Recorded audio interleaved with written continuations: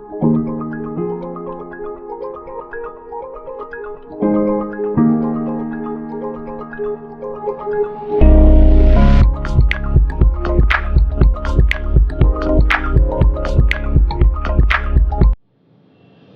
हम अपनी last third type की मैट्रिक्स को रीड करेंगे, दैट इज ऑर्थोगोनल मैट्रिक्स। आपकी ऑर्थोगोनल मैट्रिक्स इन तीनों में सबसे ज्यादा इम्पोर्टेंट है।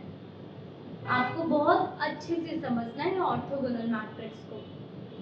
क्या होता है एक बार समझते हैं। आपका ऑर्थोगोनल मैट्रिक्स भी एक स्क्वायर मैट्रिक्स होता है, और हम किसी भी स्क्वायर मैट्रिक्स को तब ऑर्थोगोनल मैट्रिक्स बोलते हैं व्हेन आपकी मैट्रिक्स का ट्रांसपोज इक्वल होता है उस मैट्रिक्स के इनवर्स से।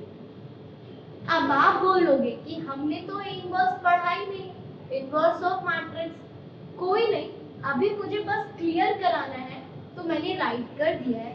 आपको समझाने के लिए मैंने एक और टर्म ली है, अभी आप इसे लर्न कर लो, क्योंकि आगे ये हमें यूज में आएगा।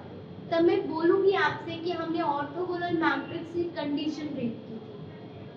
तो फिलहाल आप लर्न कर लो कि अगर किसी मैट्रिक्स का ट्रांसपोज उसके इनवर्स के इक्वल आएगा, अगर ए कोई स्क्वायर मैट्रिक्स है, तब आप इस ए मैट्रिक्स को ऑर्थोगोनल मैट्रिक्स बोलते हो।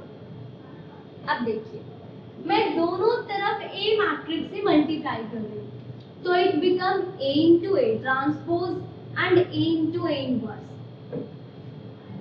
अगर आप किसी भी ए इनवर्स मैट्रिक्स को वापस अपने मैट्रिक्स से मल्टीप्लाई करते हो ना, तो आपको आइडेंटिटी मैट्रिक्स मिलती है। हम अपने इस टॉपिक के बाद इनवर्स ही रीड करेंगे। हमारा इनवर्स ऑफ मैट्रिक्स कैसे कैलकुलेट करते हैं, यही हमारा नेक्स्ट टॉपिक है। तो वहां पर आप देखोगे कि जब हम ए इनवर्स ए मैट्रिक्स की मल्टीप्लाई उसके इनवर्स से करते हैं, तो हमें आइडेंटिटी मैट्रिक्स मिलती है। तो आप कह सकते हो कि ए को ट्रांसपोज से मल्टीप्लाई करके अगर आइडेंटिटी मैट्रिक्स मिल गई, तो वो मेरा ऑर्थोगोनल मैट्रिक्स होगा। और यही आपको लर्न करना है कि अगर मैं किसी स्क्वायर मैट्रिक्स की मल्टीप्लाई उसके ट्रांसपोज से करती हूँ, या किसी स्क्वायर मैट्रिक्स के ट्रांसपोज को आप उस स्क्वायर मैट्रिक्स से मल्टीप्लाई करो, और रिजल्ट में आपको एक आइडेंटिटी मैट्रिक्स मिलती है, तब हम उस मैट्रिक्स को ऑर्थोगोनल मैट्रिक्स बोलते हैं। तो जस्ट लर्न करो, square matrix multiply with transpose equals to identity matrix. अब यहाँ पे आपको एक और पॉइंट देखना है। अभी हमने डिटर्मिनेंट नहीं पढ़ा है, हम आगे पढ़ेंगे। तो आप एक पॉइंट याद रखो कि जो मैं पॉइंट बोल रही हूँ ना, ये हमें आइगन वैल्यू और आइगन वेक्टर में काम आएगा। अगर हम किसी भी ऑर्थोगोनल मैट्रिक्स का डिटर्मिनेंट कैलकुलेट करते हैं, तो आपको हमेशा 1 मिलेगा। अगर आप अपनी एक स्क्वायर मैट्रिक्स को ए से रिप्रेजेंट करते हो जो ऑर्थोगोनल मैट्रिक्स है, तो इस ए मैट्रिक्स का जो डिटर्मिनेंट में कैलकुलेट करूंगी, या इस मैट्रिक्स की जो वैल्यू मुझे मिलेगी, वो हमेशा क्या होगी? 1। कब? जब ये ऑर्थोगोनल मैट्रिक्स होगी। तो आपको ऑर्थोगोनल मैट्रिक्स के लिए जस्ट 2 पॉइंट रीड करने हैं। या मैं बोलूं, जब भी कोई तुमसे बोले व्हाट इज ऑर्थोगोनल मैट्रिक्स, तो तुम्हारे दिमाग में तुरंत 2 बात आनी है। पहला कि उसके ट्रांसपोज को उस मैट्रिक्स से मल्टीप्लाई करने पर आइडेंटिटी मैट्रिक्स मिलेगा, और सेकंड पॉइंट तुरंत आपके दिमाग में क्लिक करना है कि उस मैट्रिक्स की वैल्यू 1 है। That is your orthogonal matrix.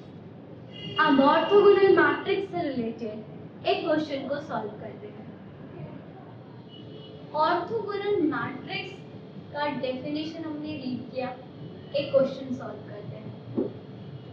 Given an orthogonal matrix, पहले राइट करते हैं। ऑर्थोगोनल मैट्रिक्स क्या थी? अगर मेरी मैट्रिक्स को उसके ट्रांसपोज से मल्टीप्लाई करूं, राइट, एंड देन मुझे एक आइडेंटिटी मैट्रिक्स मिलेगी। कौन सी मैट्रिक्स मिलेगी? आइडेंटिटी। तो ये एक ऑर्थोगोनल मैट्रिक्स होगी। तो अब आप देखो, ये एक क्वेश्चन में कहा है ऑर्थोगोनल मैट्रिक्स है, तो मुझसे पूछा गया है कि मैंने ये क्वेश्चन गलत नोट किया, दैट इज अगर मैं ए मैट्रिक्स की मल्टीप्लाई इसके ट्रांसपोज से करूं एंड देन इसका इनवर्स कैलकुलेट करूं, तो इनमें से कौन सा ऑप्शन ठीक होगा? अब आप इसे कैलकुलेट करोगे, ए की मल्टीप्लाई ट्रांसपोज से करोगे, फिर उसका इनवर्स निकालोगे? नहीं। क्वेश्चन में क्या है? ऑर्थोगोनल मैट्रिक्स है। दैट मींस अगर मैं इस मैट्रिक्स का इसके ट्रांसपोज से मल्टीप्लाई करूंगी तो मुझे क्या मिलेगा?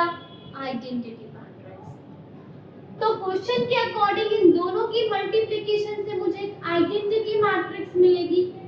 और हम लोग इनवर्स की प्रॉपर्टी जब रीड करेंगे तो आपको पता चलेगा कि एक आइडेंटिटी मैट्रिक्स का इनवर्स हमेशा आइडेंटिटी मैट्रिक्स होता है।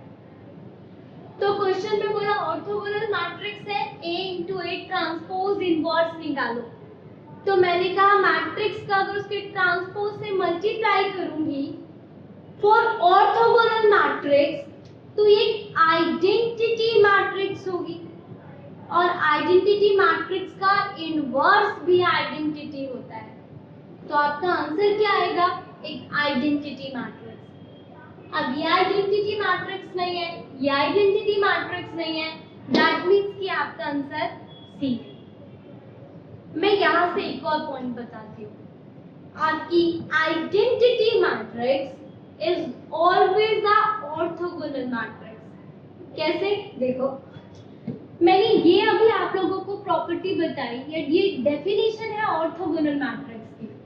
तो अगर मैं आइडेंटिटी मैट्रिक्स की मल्टीप्लाई उसके ट्रांसपोज से करूंगी तो मुझे वापस से आइडेंटिटी मैट्रिक्स मिलेगी।